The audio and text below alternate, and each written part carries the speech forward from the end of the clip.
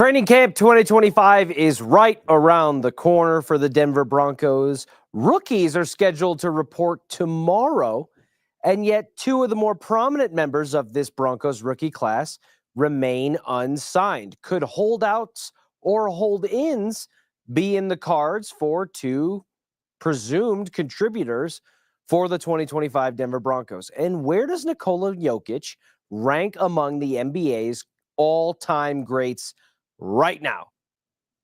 All things to come on today's rundown, but we will begin in the NFL, where, as I mentioned, training camp for the 2025 NFL season is here, and rookies have been scheduled to report, sprinkling in over the last handful of days or so. The Denver Broncos newcomers are scheduled to report to Broncos Park, powered by Common Spirit, tomorrow afternoon.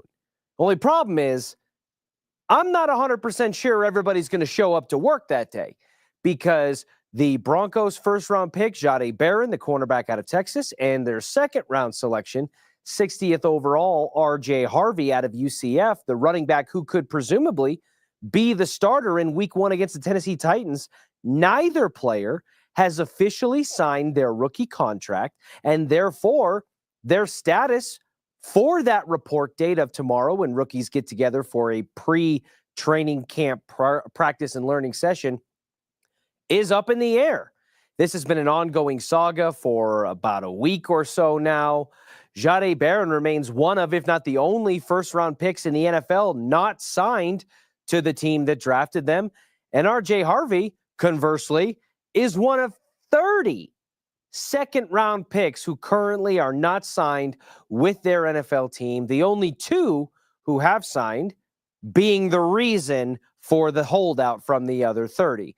Here's kind of the dynamic of where things stand as of right now. Most of this can be pinpointed back to the Houston Texans, who gave their second-round wide receiver, Jaden Higgins, a fully guaranteed $11.7 million contract. He was the second pick in the second round at 34th overall. Unprecedented in a sense that a second-round pick had never, in the history of the National Football League, been given a fully guaranteed rookie contract. Well, the team who had the number one pick in the second round, the Cleveland Browns, who took Carson Schwessinger, 33rd overall, the linebacker, suddenly they're in a little bit of a pickle, because the pick after Schwessinger at 34 just got a fully guaranteed contract worth roughly $12 million, or just under it.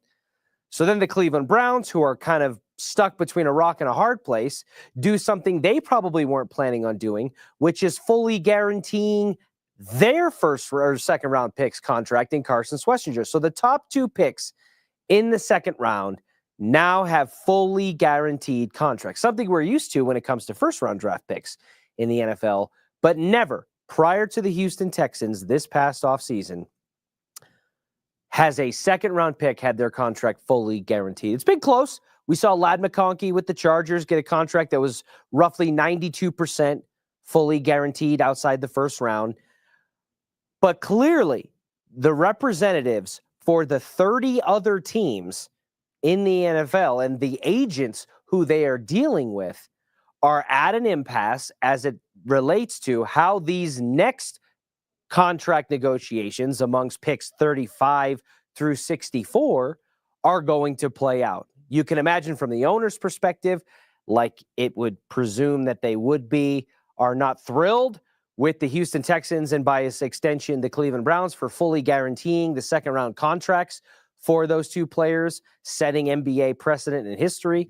And the agents and representation for the players in this second round draft class are now telling themselves, well, hang on a second here, because we can now say that there's precedent for you as my client to get this, and we don't have to settle for anything less, and we will call the NFL's bluff that they won't just continue and make this a trend. That's a big thing when it comes to agents, and the NFLPA is applying pressure against the league, who by and large is like the evil empire. They rarely lose, and they have all the power in any given situation as it relates to football and the business end of things. However, this does create kind of a sticky wicket for the Denver Broncos in their negotiations with RJ Harvey, because we're talking about picks 33 and 34 in Schlesinger and Higgins. RJ Harvey's pick 60.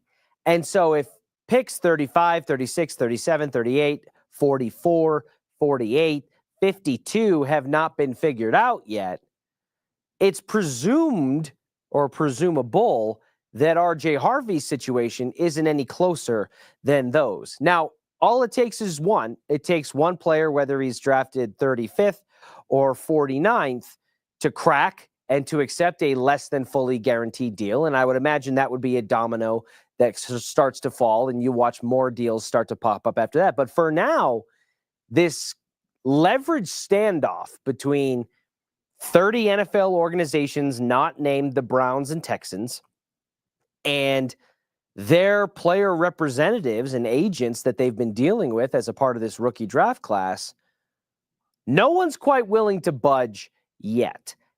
The Jahdae Barron case is a little bit interesting because, again, it's already presumed the contract is fully guaranteed and it's all slotted. You're going to make a little bit less than the guy in front of you, but a little bit more than the guy behind you. And it really usually comes down to parsing through the language and the nuance of the contract, timing of payouts, injuries, and things of that nature. That's where we saw the Cincinnati Bengals, who are notoriously have built a reputation for being a little bit on the cheaper side and or not necessarily having the players back when it comes to front office negotiations with contracts. They were dealing with this first-round pick, and Jahdae Barron, although we've heard no words of ill content or displeasure or anything from Barron, nor his camp, nor the Broncos, frankly, it still remains a mystery why this remains unsigned. Because it's not an excuse of, well, it's the offseason, they're on vacation, they're all taking their time before the grind of the regular season. They're back from that now. Rookies report literally tomorrow morning. And it's not as if, in theory, there's anything abnormal or obscure that's being, at least that we know of, trying to be squeezed into some of these contracts. So why have the top two draft picks for the Denver Broncos not signed their rookie deals? We may hear something in the coming hours, days, night, as tomorrow morning becomes the day that rookies are supposed to report. I'm not 100% sure what's going on here, because in the case of Jahdae Barron, it's all slotted. It's a fully guaranteed contract. In theory, the barometer, the range between what is the minimum amount he could make and the maximum amount he can make has been set by the picks around him, and there is no issue over fully guaranteed or not in the case of Jahdae Barron. RJ Harvey's case seems to be a little bit more sticky given the collective, some might say, collusion-like nature that you find 30 NFL teams with unsigned draft picks in the second round in response to the moves made by the Houston Texans and the Cleveland Browns with the first two picks in that round. I don't 100% know what exactly is going on here, nor do I know whether or not it will lead to a hold-in or a hold-out to start the rookie portion of training camp, as they report about a week earlier. But I will say this, considering both guys, in particular RJ Harvey, who may wind up being the starting running back for the Denver Broncos in 2025, considering they factor to be pretty significant contributors, I would like to get both guys in the building as quickly as possible so that they can begin to assimilate and drink through that fire hose that is moving from college to the NFL, and then be better prepared when training camp rolls around and the preseason rolls around to be regular week in, week out contributors for a Denver Broncos team that now can legitimately say has realistic playoff aspirations. In the NBA, a top 100 list has been unveiled ahead of the 2025-2026 season. Recalling Bleacher Report's, in this case, assessment of the top 100 NBA players of all time. There were a handful of notable former Denver Nuggets who made the list, from Chauncey Billups to Alex English to Dikembe Mutombo, Allen Iverson, if you want to consider him in that regard. No David Thompson, no Dan Issel. And then there were the two that I think most Nuggets fans would be interested in seeing where they land. One being Carmelo Anthony, who came in at number 60 on Bleacher Report's top 100 list of NBA players of all time. So not quite in the top half, but not too far off. And then there's Jokic. Where did Jokic rank on Bleacher Report's list of the top 100 NBA players of all time heading into the 2025 season?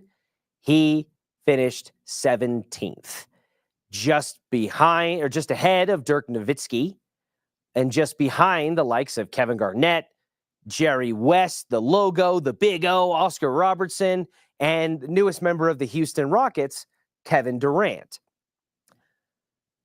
My brain started spinning after seeing Bleacher Report's list, leaving Nikola Jokic at 17th all-time in the history of the NBA.